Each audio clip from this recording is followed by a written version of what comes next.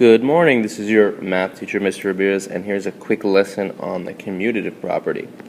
So imagine that this story to help us understand the commutative property. It says, Juanita's dad got home at 9 p.m. He walked in, exhausted, and said, "My commute to and from work is just too long. I need to find a job in Barranquilla instead of traveling to Malambo every day." So based on that short passage, what do you think the word commute means? Well, obviously the main idea in this short passage is commute to and from work. And so when they're talking about commuting, they mean traveling, right? From going from point A to point B, so moving around.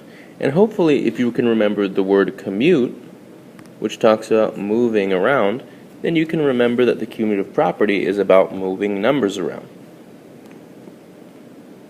And so that's what we're going to look at.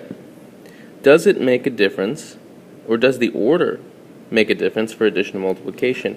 So if I switch the numbers around, like I did in these couple of examples, will that make a difference? Well, let's take a look. So 3 plus 4 is 7. 7 plus 8 is 15. 15 plus 11, 26. Okay? Now we've reordered them. Let's see if that makes a difference. 7 and 11, that makes 18. Plus 8, they'll also give us 26. So it appears for addition, there is no difference. If we look at multiplication, 2 times 9 is 18, times 5 is 90. Okay, in a different order, 5 times 2 is 10, times 9, 90. Okay, so clearly we can see that the order does not make a difference for addition and multiplication problems. And that's what the commutative property says. It says that for addition problems and multiplication problems, you can change the order of numbers without changing the answer. So 2 times 7 is the same as 7 times 2. Or 10 plus 2 plus 5 is the same as 2 plus 5 plus 10. So the order for addition or multiplication doesn't make a difference. And once again, we should always clarify, does it work in other situations? So what about if it were subtraction or division? Well, 16 minus 3 is 13. Minus 8 would give me 5. Minus 4 would give me 1. But if I were to switch it around, 8 minus 4 would give me negative 4, negative 16. Okay, so I can clearly see this is going to end up being negative 23. That's not going to work. Okay, so subtraction does not work.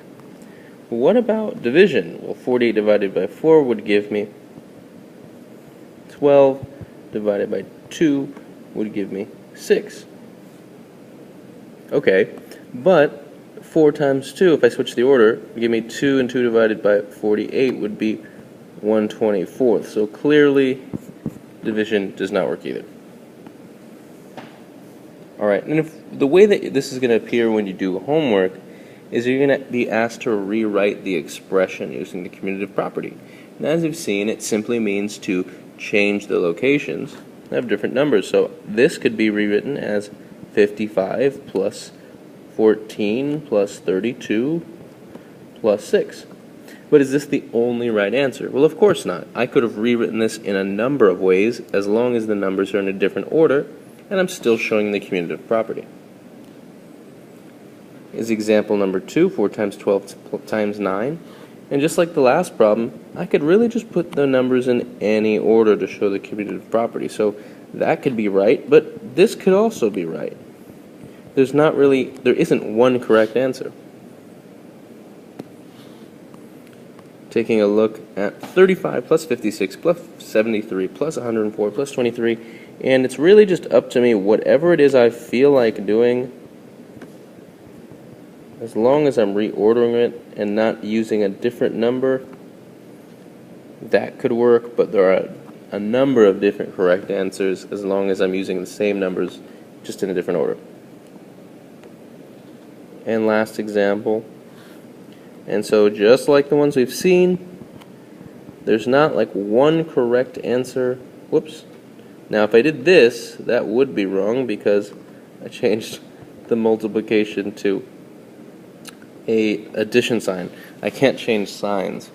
But as long as you're using the same numbers, you can put them in a different order and you'll get the same answer. So I hope this video was helpful to you. Have a great day.